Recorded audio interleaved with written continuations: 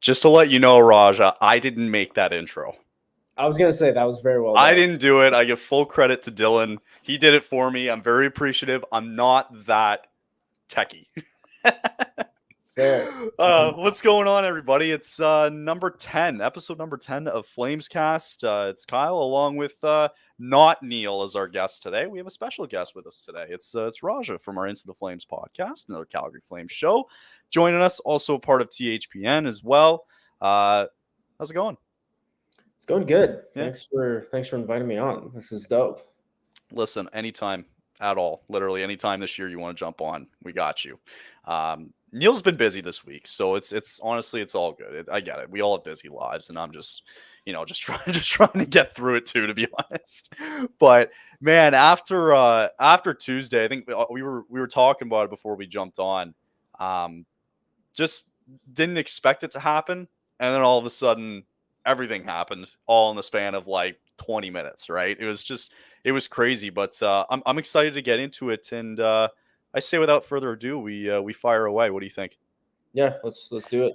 Beautiful. Let's do it. So we had Tuesday night, pretty wild. Pittsburgh came to town, and for the most part, I didn't get a chance to see the whole game. Managed to catch about the second half of it, all the way till the end of the overtime or shootout. So maybe Raja can give us some insight here on the first period a little bit too. But for the most part, it was, I would argue, and maybe we would argue here, that it was purely dominated by the Pittsburgh Penguins.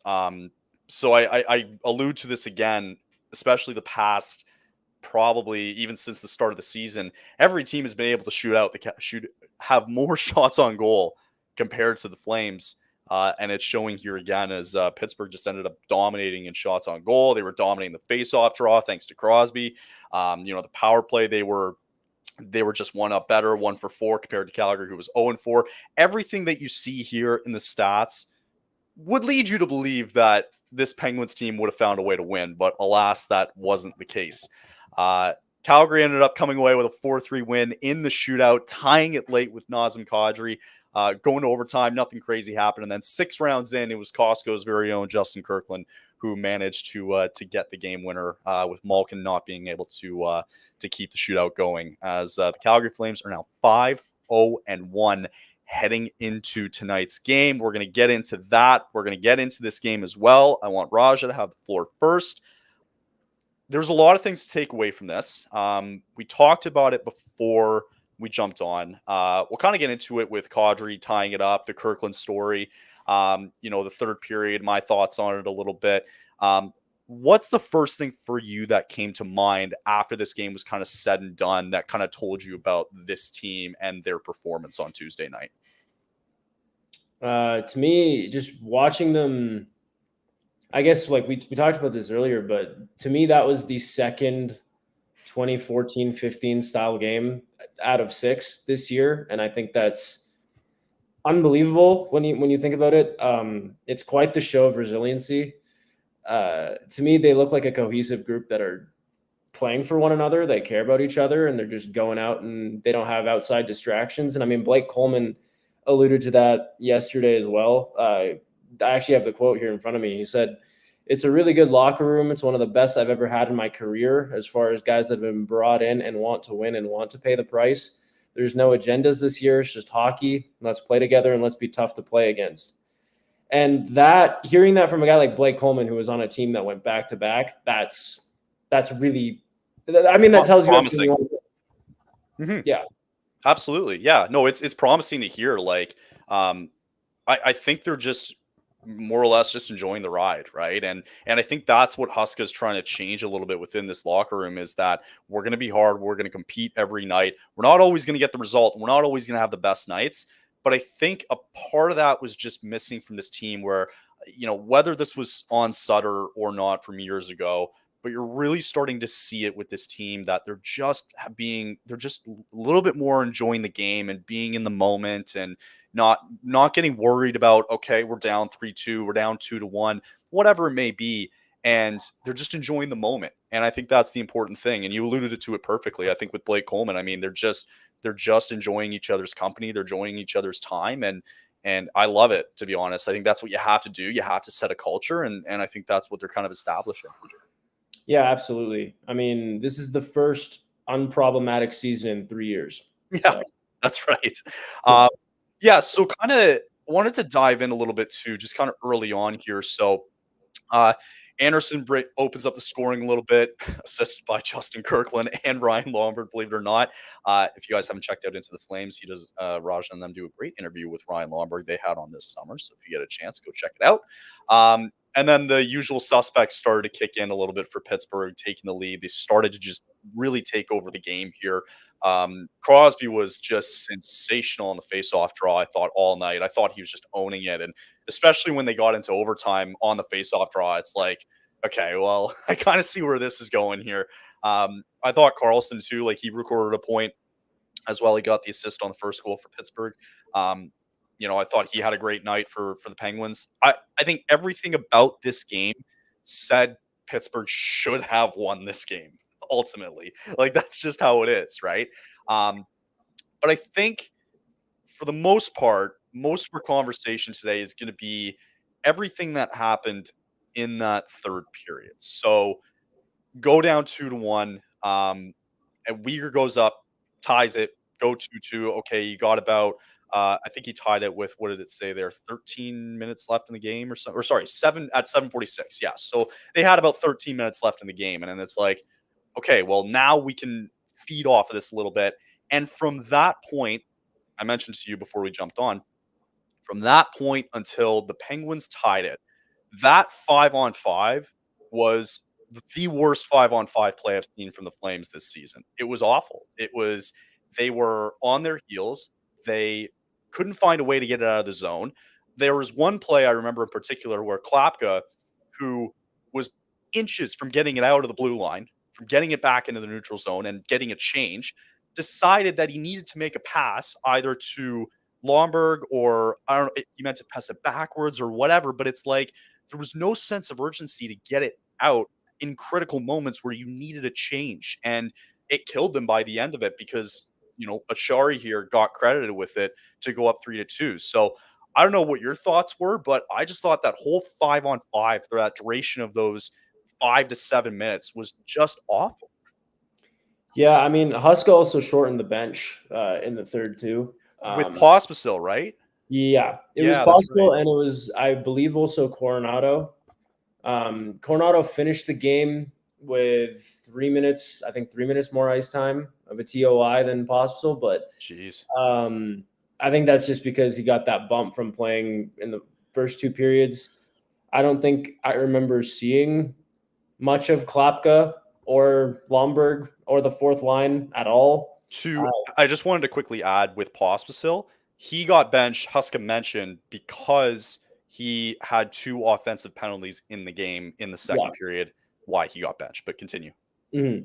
Yeah. So, I mean, between the shortened bench and I guess, I don't know, like Pittsburgh had that momentum in the third. They looked like obviously 5-on-5, systemically, underlyingly, through 6 games, the Flames have been way above expectations in every single category. Are they coming down to earth a little bit right now? Maybe. I mean, the Seattle game, I would say there were similar trends to what we saw on Tuesday.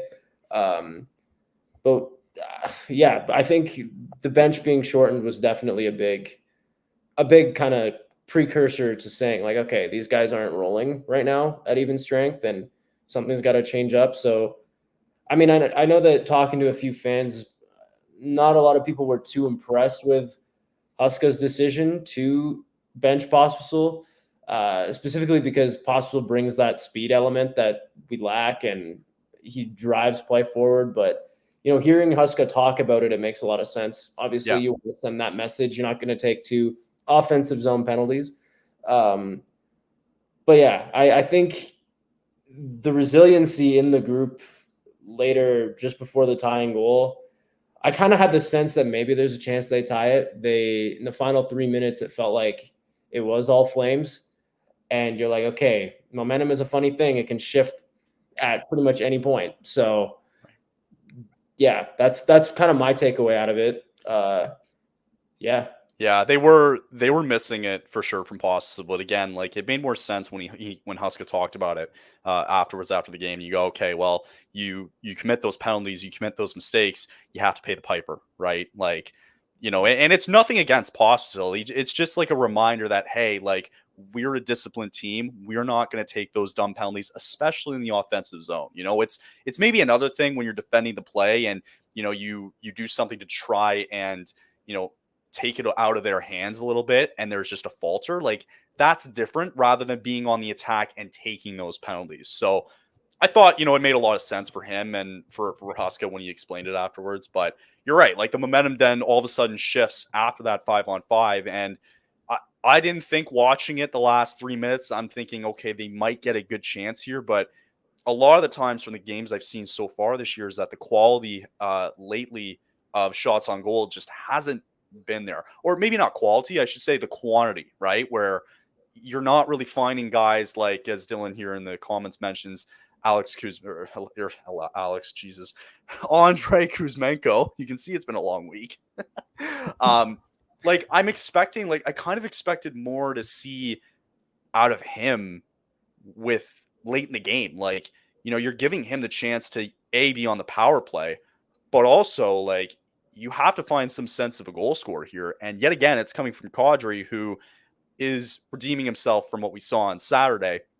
And maybe that's why Huska tries to give him confidence here in the shootout. You go first. Didn't really go work out that well, but I'm kind of hoping, as much as he is a fan favorite so far for this team, I was kind of hoping that, maybe he'd be out there. He was out there late in the game, but I want to see him just start taking more chances and start firing it on net whenever there's an opportunity there and, try to create that space. What are your thoughts? I think the best part about Kuzmenko's play is the fact that he knows he can be better. Like he's mentioned it in the public eye in the media, saying with the beautiful English that he's got, It's amazing. he feels that he needs to be better and he wants to be better. And I mean, I think it'll come for him. I don't know, to be honest with you, I don't know if that line has had much of anything really going on 5-on-5 throughout the whole season. I don't think it's just Tuesday. I think through 6 games, they need a little bit of a kick. And I think today, with Pospisil moving up next to Kuzmenko and Kadri, he's going to bring a speed element that line doesn't exactly have. They definitely have the skill, but from a play driving standpoint, I feel like this just boosts a guy like Kadri's game because they're going to be better in transition, at least theoretically. We'll see what happens tonight. But I think that is a major boost for them. As much as I enjoyed Hanzik, for example, starting the year up there and all that, it just felt like 5-on-5. It's also with the flow of the game too. Like in Edmonton home opener, like their special teams were pretty prevalent both those nights. You didn't really have much of a cycling rotation at even strength there to really get a proper look. And it's a good thing that, Kuzmenko is getting points on the power play. Talking about anyone getting points on the power play is a positive. And when you look at the last 2 years, so I think it'll come for him. Mm-hmm. I think that there might be some more tweaks in the lineup that they might end up looking into. I mean, when Sharon Govich comes back, he was supposed to be skating on that left side next to Nazem and Kuzi. And if you look at the lineup for tonight, Pospisil's on the left side, Kuzmenko's on the right. So they're I've already got it up. I've already got it. they're penciling him the exact same way. So right, exactly. So yeah, like we'll definitely get into the lineup because I already have that up on my end. Don't even worry about it. But yeah, so I mean it'll come in time. I know it will. And I think for just speaking like in terms for a lot of the other guys on the team too, like you mentioned Hanzik too and Coronado, like, it's good they're getting their minutes, but I think for Hanzik, he just needs to just play more, specifically in the AHL. He just needs to learn a bit more how to adapt to this level. Not to say that he's been bad. He's just been not there outside of the injury.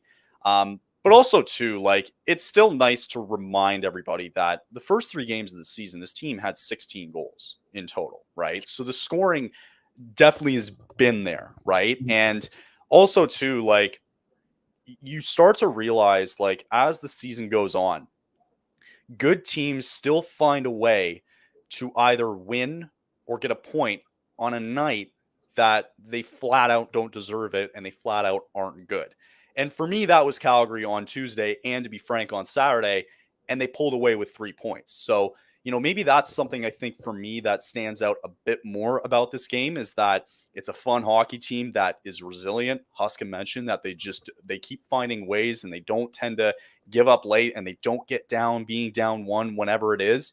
And they're just finding ways on nights that are just simply off for them to still scrap away with a point or a win here, even if it's in a shootout late. They're still finding ways to get those extra points. And I think that if that's something that they're really working hard towards this year to just find different ways to win late and not being so down on themselves, I think it's been working phenomenal so far. And I give Ryan Huska all the brownie points that he deserves.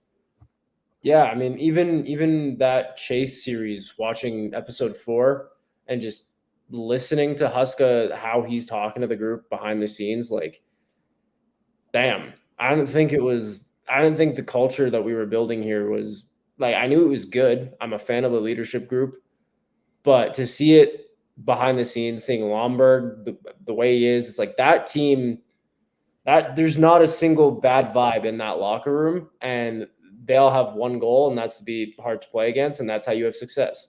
And that like, I was going to say, like you mentioned Lomberg, that might be the sneakiest, best signing of the offseason. Overall, I think it was an unbelievable signing because he comes off a Stanley Cup win.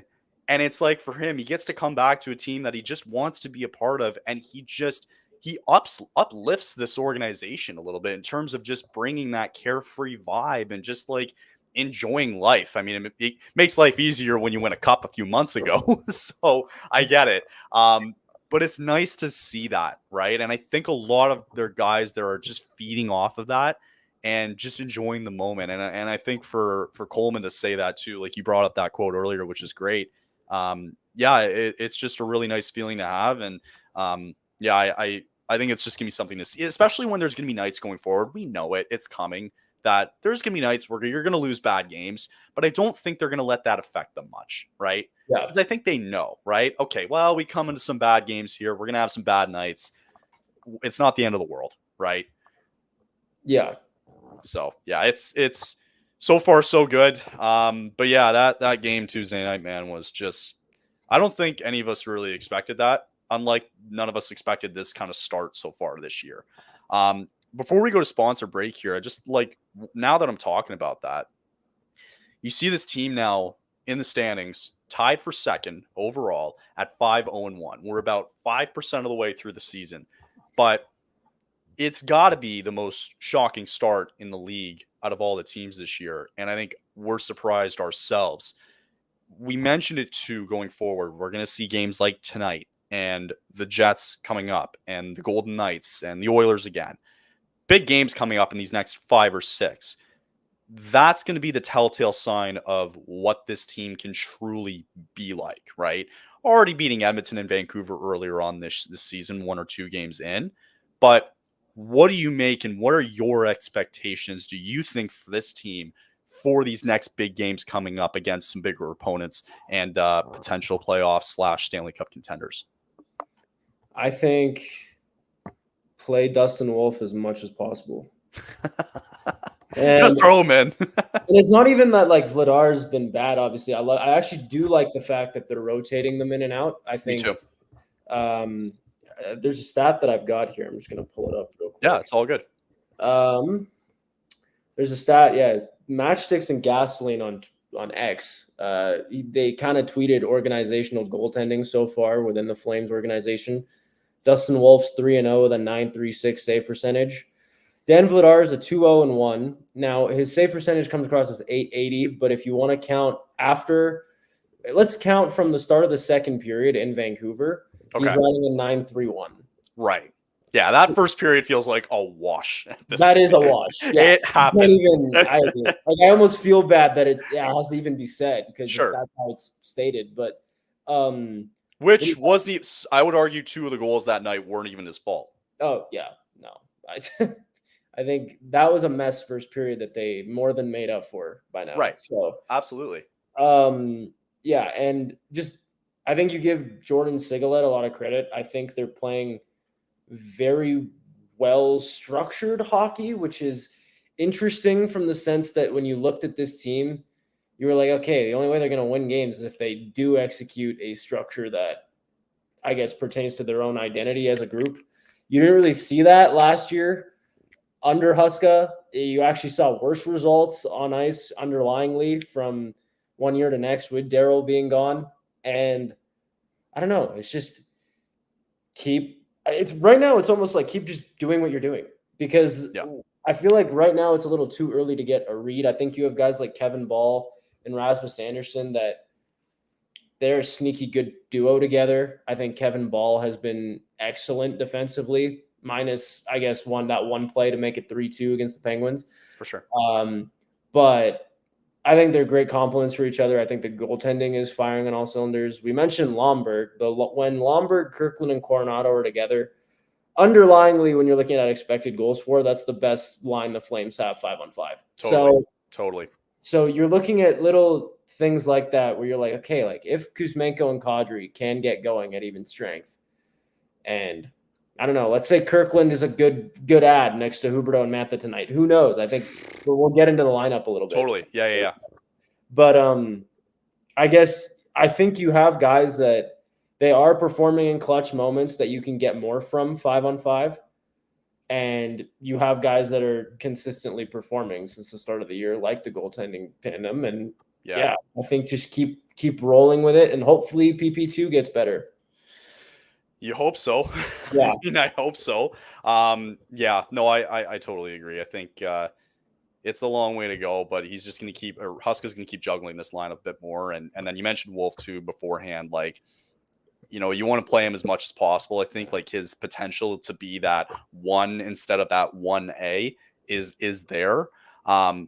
Also, I think like I'll kind of fight back against that a little bit, just that it's still early. And I think it's important that I'm looking at the health, especially because it's always such a long year. And I thought it was critical because Vladar, you think about when he started the year, it was on a Wednesday, then he plays Sunday, and then he just play again for like a whole week. And it's been the same for Dustin Wolf. These guys, and it's favorable from the schedule too, because of the spacing that it's been. And the guys are just resting up. More importantly, the goaltenders are healthy, ready to go 100%. So I think for tonight, I mean, again, we'll get into it, but Vladar is going to get the nod tonight.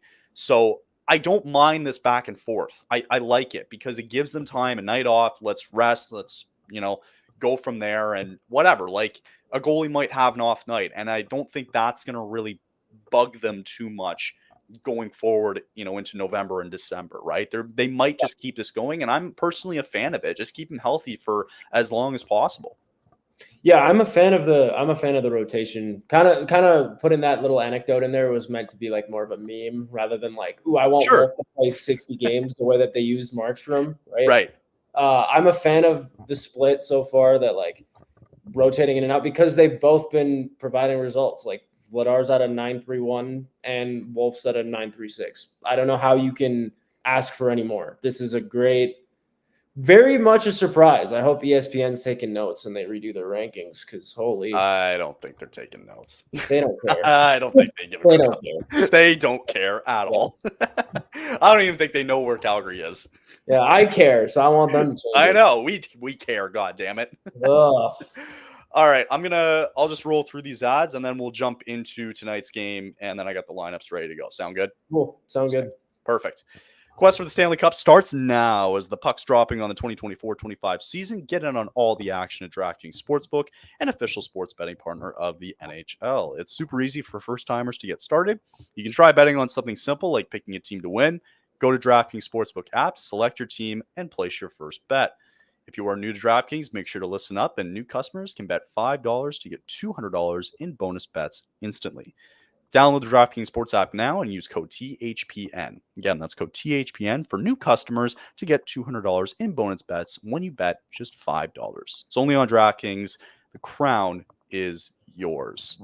If you do have a gambling problem, make sure to call 1-800-GAMBLER. In New York, you can call 877-8-HOPENY or text HOPENY.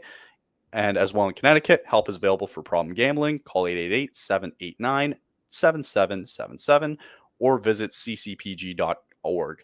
Please play responsibly. We're also sponsored by Game Time.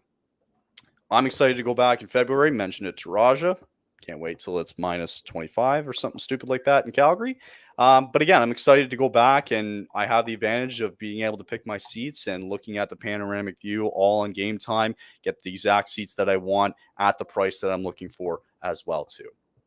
With Game Time, you get a new feature called Game Time Picks, which filters out the fluff to show you only incredible deals on great seats so you don't have to waste time searching through thousands of tickets. What I like about it as well, too, is that you get all-in pricing. You can toggle through the feature to show the total up front with no surprise fees at checkouts. You get, again, a panoramic seat view for all the seats there in the app before you buy. You get the lowest price guarantee, or Game Time will credit you to 110% or the difference. Game Time ticket coverage will also allow you to cover with the most flexible customer service policy in the ticketing industry. Take the guesswork out of buying tickets with Game Time Picks. Download the Game Time app and create an account and use code THPN for $20 off your first purchase. Terms apply, and again, create an account and redeem code THPN for $20 off. Download Game Time today. What time is it? It's game time. It is kind of game time, because I think this is actually the first episode that we've done where there's actually a game happening tonight. So that's pretty rare, and I'm happy that that kind of worked out. So I know it's crazy sometimes. Well, considering we do it on Mondays and Thursdays, it doesn't happen often. So it's okay. But yeah, we talked about it a bit. Let's get into the lineups for tonight. You mentioned that they juggled the lineups. Pat Steinberg, love him. Love how he breaks it down, the lineups each time. I love that he shows us this. But yeah, they definitely changed this up. So originally, what was staying the same outside of Zari, Backlund, and Coleman was Huberdeau being with Pospisil and Mantha. Kirkland gets the nod up. He's going to play on that third line tonight with Huberdeau and Mantha. Coronado now getting switched with Pospisil. Coronado back to the fourth line. Pospisil is going to get a chance here on the first line tonight, as Coronado's going to go back. Kevin Rooney ready to go, coming off of injury, ready to go with Ryan Lomberg. And the defense stays exactly the same from the other night, as Ball and Anderson man the top line with Uyghur, Miromanov, Bean, and Paschal. And again, Daniel Vladar gets the starting nod tonight. You said it. It's a stingy Carolina team coming in tonight. What do you like about this lineup change? What do you not like about this lineup change heading into the game tonight? I like the fact that there's going to be more speed on that line with Kadri and Kuzmenko. Like we alluded to, 5-on-5. They're actually the worst line underlyingly on the team when Honzek was dressed. And I'm not trying to say that to slight anybody, but just in terms of 5-on-5 impact within sample size, they've been the least performing out of the bunch. And I think you add Pospisil there, that's going to give them an element of speed that they miss. You already have the skill there. You need a guy that can, drive the net and be an absolute douchebag to play against, and then hopefully you score some goals. Totally.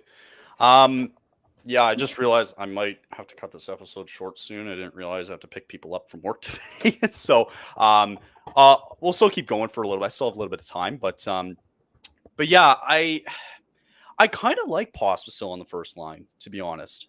I think you said it, where he does give that extra bit of zip and that, little zip and zap, a little bit of speed here and there. And I think that might complement it a little bit too. And I like how He's aggressive as well, too. And I think they need that a little bit, too, to kind of get them going a little bit, right? Where Kuzmenko doesn't have to necessarily worry about that. He's going to worry about trying to create a lot of these quality chances here. Excuse me.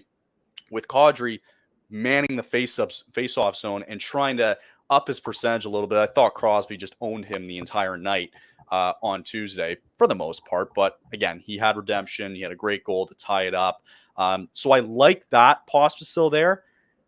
I'm not entirely sold on Kirkland being on the third line. I get it. It's been a great story. He's had a good start. I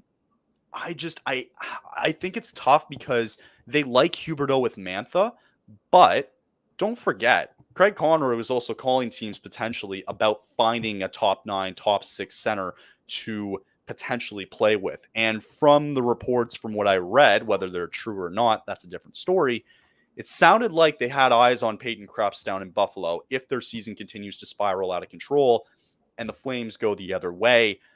Is that something that they're looking for? Because there was an issue with this team center-wise going into the season, and all of a sudden injuries start piling up, specifically with Rooney early on being on the fourth, and then Sharangovich being hurt, all that, trying to have Pospisil play center. So I think Craig Conroy, I kind of understand it. He's just calling just to knock on people's doors and say, hey, like, what's going on? Are you guys looking? We're not in a big rush here. So I like that he's kind of making those calls because now he's just letting teams know that we're available. But also he understands that there's still a plan in place, this 3 to 4 year plan where they want to be competitive again, right? And they're being competitive now, which is great.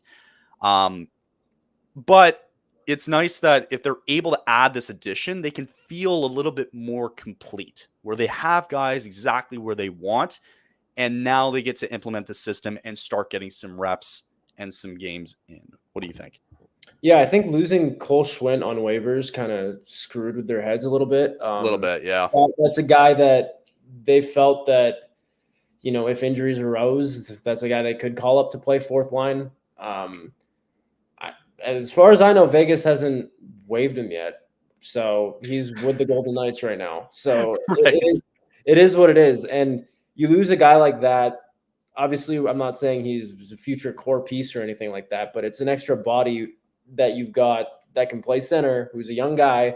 And you don't really have much center depth. I think even in the Wranglers, with the Wranglers, you have guys that are, playing center who should be wingers.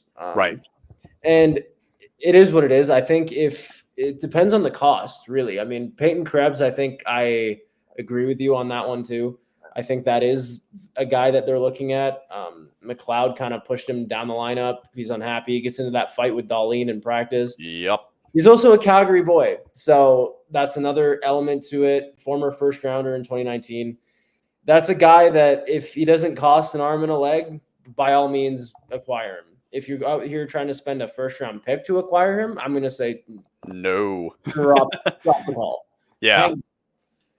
But yeah, to your point, I think Kirkland being promoted, just personally, this is my read on it. Sure. Kirkland being promoted tells me that the fourth line center spot is his spot when everyone's healthy. Interesting. Okay. To me, that's what that says. I think underlyingly, Lomberg, Kirkland, and Coronado are the best fourth line metrically 5-on-5 that we've had since the Mangiapane, Derek Ryan, Garnett Hathaway line. And they're not being used like a traditional fourth line. They're properly rolling four lines, and they're making it on the game. So to me, when you have something good, if it ain't broke, don't fix it. There's nothing to fix. Keep that together. I think Rooney, and because of the circumstance, yes, he did get hurt, all this. I think the advantage that he's got is that he is a special teams guy on the PK. But yeah, if I were to look at this lineup and say, okay, when Sharangovich comes back, who's the guy that's expendable? I think it's Kevin Rooney, and here's another reason why. Media asked Huska today about his rationale into moving Pospisil up to that top spot, and he did note that the Pospisil experiment at center isn't over. And he specifically said it like this. He said, not at all. This could be a one-gamer. Right. Meaning, let's say Sharon Govich is back on Saturday Sure. when Jets are here. Could be a one-gamer, meaning, okay, you're going to move Postel back between Huberto and Mantha. Then one of Kirkland or Rooney is expendable, and I don't think it should be Kirkland. I think if Justin Kirkland is not on this team, I'll riot. I'm so serious. Yeah, I think like you know what you're getting out of Rooney, and you have to reward what Kirkland's been able to do up to this point, right? So I don't love him on the third line. I get it because they're a little shorthanded, but you're right. When it comes to everybody coming back and being healthy, Honzik, I think, becomes the man out. I think he ends up finding down, which is not a bad thing. He'll be in the AHL. He's going to play some top minutes. Like, he's going to get his time, right? And I think that's just the most important thing for him. Yeah, I totally agree. I think you have to reward good play. I think you have to reward what has been so far a good story. And again, you know what you're getting out of Kevin Rooney. You know that he's a good special teams player. But outside of that, he's not going to make that fourth line go like what Kirkland's been able to do with Coronado and Lomberg. And so, as much as I hate to say it too, we talked about a Coronado a lot going into the season and, him being a top 9 player at best. I think you're starting to see it because he's had chances with Kuzmenko and Kadri, and you've had big minutes. And to have only 3 more minutes than Pospisil on Tuesday when he got benched might be a telltale sign. And I think we're going to learn a lot more about him. Not to say that it's over for him. I'm not trying to say that, but we're starting to figure out that, okay, maybe this is Coronado at his best, right? This is where he fits. This is just where he fits into the lineup. You know what I mean? And also too, and I think this is important to say, with Coronado, I think the fact that he is struggling to get on the first, second line here of this team, and maybe even the third, and you see him now playing a lot more on the fourth line, that tells a lot about a team who should be, power rankings wise, at the beginning of the year, 31st, right? He might be up in the lineup in San Jose or Anaheim, right? But where would Coronado fit in a New York Rangers lineup, in a Devils lineup? You know what I mean? Just with the contending teams like Florida, and the list goes on, right? He might be in the AHL, to be honest. And maybe I'm wrong, and maybe there's just spots that need to be filled. But I think it might be a telltale sign going forward, and we're going to get more of the story here with Coronado. But what do you make of his play up to this point? I wouldn't screw with sending him down personally. Totally. I think if you just keep him on that fourth line with Lomberg and Kirkland, assuming that should be the line that they're running with when everyone's healthy, then the metrics work out that way, and they are the best line 5-on-5. Totally. It's not even up for debate. What you have right now is almost a replica of the fourth line that you had in 2018-19. And when you have a good thing, why mess with it? So to me, I think Coronado, the way that he's been used, I guess if you want to take a look at the last few seasons, it's very Sam Bennett-y to me. Mm-hmm. And I don't mean that in a complimentary way. I mean, it's okay. Right now, I have no problem with him on the fourth line because of how the fourth line is being utilized. They're not being used like a traditional, okay, go out there, hit a few guys, go back to the bench.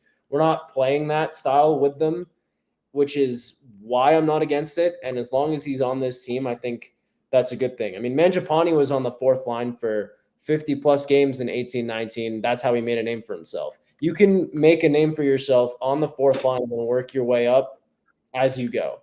Right. It's not the end of the world being on the fourth line if the rotation's being managed and cycled properly. And I like him with Lomberg on that line. I think it works really well. I think they're both absolute buzzsaws. I think they both have motors. Yep. They're both fast. They're both good on the forecheck. That's a strength that Coronado does have. I just think that judging a guy when it's like, okay, this is your spot on the team. You're going to start on the fourth line, work your way up. And then when he gets the opportunity, he gets 2 games and barely, because, I mean, even that game on Tuesday, he was barely played. Exactly. He was never there. Yeah. And it was like, that's your chance. Oh, you screwed up. You screwed the pooch. Back to the line. It's like, okay, well, if you are serious about giving him an extended look, you give him an extended look. Yes. I think I think the way that he's been used so far in that regard has been sort of filler due to injuries. I think his spot right now should be next to Lomberg and Kirkland, and you run with that for the year, see how it goes. And then next year, we'll see what kind of more of a step he takes. And you know what? Like, I think you're right. Like, he's probably going to get that filler role as the season goes on, right? Like, he's going to, if the guy gets hurt, he might be that guy that can play up on the left or the right side, and he'll be there, and he's going to get those chances, right? So it sucks that that's the case, but hey, if this fourth line really works out well, and Coronado is the main piece of that fourth line that is producing and scoring these goals, like he had two against, who was it last week? Yeah. And so, I mean, good for him. And maybe that's just the fit for this season, and that's okay. And there's nothing wrong with that. So anyway, yeah, no, that's a good look at tonight. I think I'm excited for it. Before we head out, any predictions for tonight's game? I haven't predicted anything this year, and we're winning. Just go with it. I'm just go with the flow. Awesome. All right. Well, I unfortunately I have to cut it off soon because I gotta leave because I'm already late. But I appreciate you coming on. I'm sure we'll have you more on throughout the season as well too. If you guys want to check them out, go make sure to check out Into the Flames. It's a good podcast over there, and all the great shows at THPN as well. Make sure you go check them out, and also check out our sponsors and go sign up at DraftKings and Game Time. I'll be live for tonight's game as well too, the Surgecast on the THPN channel, so make sure to check that out. For now, though, we're going to end it there. I appreciate you, Raj, coming on. You're more than welcome to come on anytime you like. And hopefully we'll have you on for some more shows this season. Awesome. Yeah. I'll be a guest, frequent guest appearance. We'll put you on like the second line in case Neil is sick or absent. Exactly. We'll call you up. I'm just in the second voting. So cool. Awesome. All right. That's going to do it for us today, guys. Thanks for listening, and we'll be back to you again on Monday with reaction from tonight's game and the weekend. So we'll check you all out on Monday, and we'll chat to you soon. Later, guys.